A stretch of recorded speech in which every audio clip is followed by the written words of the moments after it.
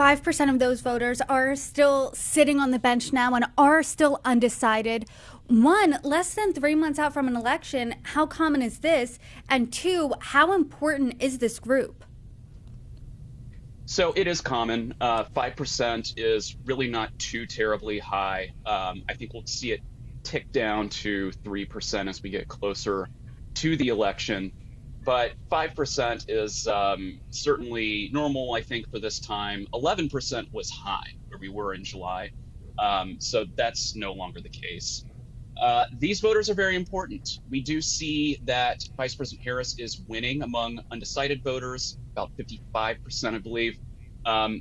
And we see that she's also winning in undecided independent voters, which I think is crucial for her to win, especially in some of these swing states where these independent voters are more or less going to be determining the election.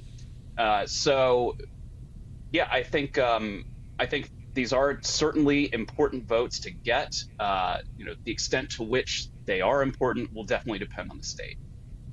And Trump was winning with the independent voters slightly last month. So can you talk about this flip here?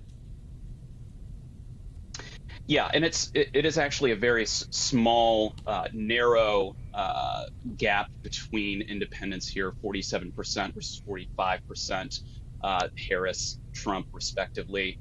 And I think that, part of this is the some of these younger voters who aren't necessarily attached to the hip of the Democratic Party, some of these older voters as well, who also aren't necessarily Democrats, aren't necessarily part of the traditional Democratic coalition.